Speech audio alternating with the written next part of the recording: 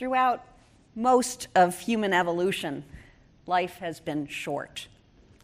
As recently as 1900 in the United States, 25% of babies who were born died before they reached 5. Many more died before they reached 12. Maternal mortality rates were high. In fact, death was so common at all ages, it wasn't particularly strongly associated with old age in people's minds. And then, in a single century, we added an average of 30 years to life expectancy in this country. I can look around this room and tell you that most of you are going to sail through your 80s, into your 90s, and many of you in this room will live to be 100 and beyond. We're living longer than our grandparents and our great-grandparents ever would have imagined. And you know, you might think that all this extra time, these added years, you might think we'd be dancing in the streets, yay! More time to spend with our loved ones, to pursue our goals, to chase our dreams.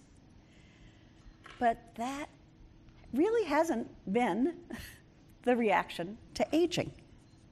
Instead, there's a lot of hand-wringing. Individuals are worried about their parents and their future selves. Policymakers are concerned about institutions that were put in place based on very different assumptions about the population. Now, to be sure, we have a lot of challenges ahead, a lot of problems that we'll need to solve. But if we only brace for the fall, we may miss one of the greatest opportunities ever presented in human history: living long and living well. It turns out that a lot of what we thought we knew about aging isn't correct. Science has been revealing that many of our assumptions are wrong, and that many beliefs or findings about aging have been changing over time.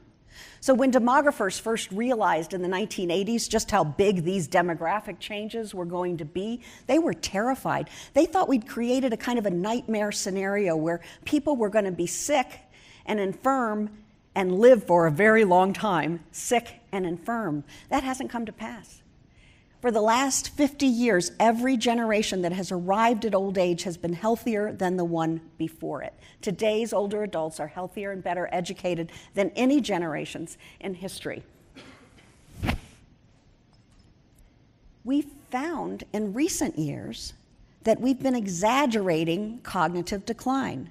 That kind of memory loss and so on that we've been told unfolds inevitably as we grow older. And in healthy older adults, it's largely compensated by experience.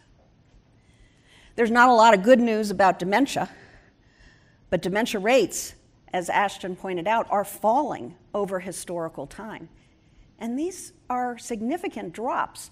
From the years 2000 to 2014, the rates of dementia in the population fell by 24%.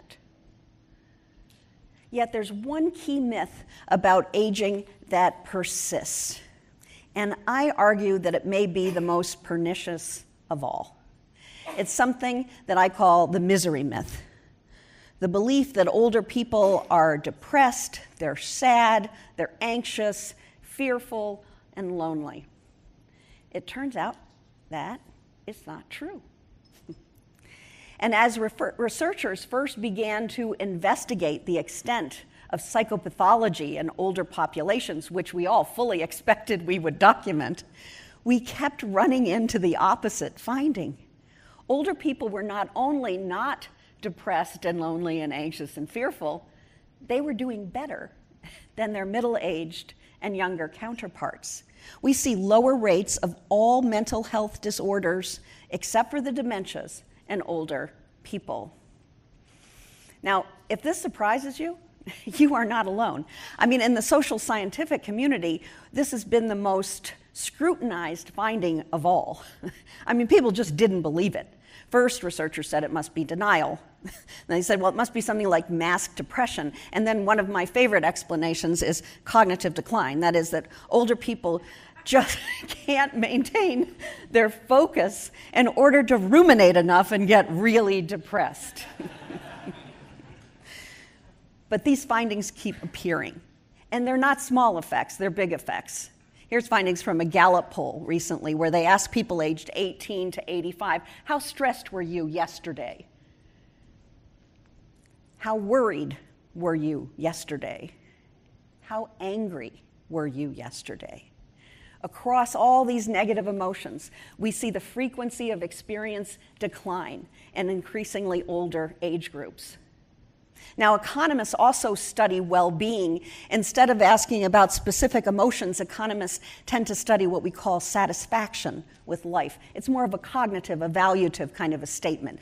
How do you compare to other people? How well are you doing? And what they find in country after country, in hundreds and thousands of participants, what they call the U-shaped curve of happiness, where younger people and older people are happiest, and middle-aged people are experiencing the lowest levels of satisfaction with their lives. But look at that. Older people are the most satisfied of all ages that are studied in adulthood. Now again, I say these were findings that were scrutinized, and my group was not accepted from that. We were also concerned that we were missing something. How could this be? Aging is not for sissies. There's a lot that goes wrong. We conducted a longitudinal study to see if we really saw this pattern unfold within individuals. We thought, since most of the research is cross-sectional, that they're comparing different age groups at a single point in time, that maybe the greatest generation is and always was the greatest generation. But this wasn't something that we would see developmentally. So we followed a group, people aged 18 to 94, over about 15 years. And every few years, we'd give them an electronic pager. They'd carry it for a week. We'd sample what they were feeling in day-to-day life. And these same kinds of patterns emerged within individuals across these different generations. So then the question became, why? How can this be?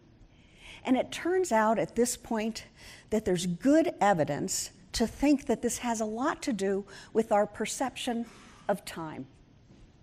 To our knowledge, humans are uniquely able to monitor time, lifetime, not just clock time and calendar time. Other species do that too. But we all know in this room that we're not going to live forever. We appreciate our mortality, and we take account of how much time we likely have left in life. Goals are always set in temporal context. We can't pursue goals outside of a temporal context. And because time left is associated with age, we see systematic changes in the kinds of goals that people pursue in daily life. And here's the story. This is the way it seems to go. In youth, and/or when we perceive our futures as kind of limitlessly expanding in front of us, we pursue goals about preparation for the future. We're in a motivational set so that we're learning, we're expanding horizons, we're meeting new people, we're taking chances. That's the kind of motivational goals we pursue when we see the future as long and nebulous. There's a new phobia people are talking about putting in the diagnostic manual for psychiatric disorders. It's called FOMO, fear of missing out. Younger people report this. They're afraid that if they don't go to a party, even if they don't want to go to a party, they might miss something. They need to be there. Sometimes I think networking at conferences is a little bit like this. And then as we grow older, our time horizons grow shorter. And if there's a paradox about aging, this is it. As time before us seems more limited, rather than look to the past, rather than to be anxious and fearful, we tend to focus on the present. We become more selective in what we do. We engage in activities and behaviors that really matter. We deepen our relationships. We savor life. And when goals change in this way, life feels better. Marriages improve. Even unhappily married couples report greater marital satisfaction as they grow older when they perceive time as limited. Limited time focuses us, and when we're focused, we're less anxious, we're less concerned about the future. Now, this state, let me be clear, isn't about a happy-go-lucky kind of experience that characterizes older people. It's one that reflects complex emotional states where we appreciate life. We learn that bad times pass, and so do good times. And so we savor them and appreciate them more than ever. When we live in the present, we're more likely to forgive. So you say, why does this matter? That's nice. Older people are happy. Terrific for them. Well, let me tell you why I think it really matters psychologically. We are now asking people at this point in history to prepare for the future like we've never asked generations in the past to do. And when you ask people to prepare for a time in life where they're going to be lonely and depressed, heartbroken, sitting by themselves in horrible conditions, it does not inspire preparation. I hear financial advisors regularly asking people to save more and more and more because, you know, your nursing home care costs are going to be really high. No, I'll have that piece of cake today. I'll spend that money today rather than put it aside for a time in life that I'm not going to enjoy.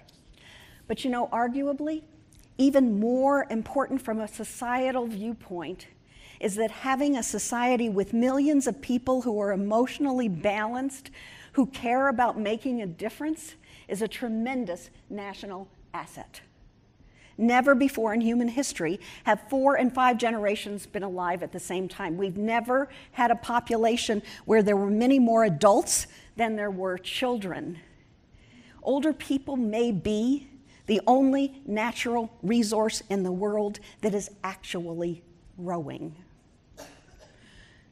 If we play our cards right, we can create a world where older people do not drain resources from the young, but become the resources that younger people so sorely need.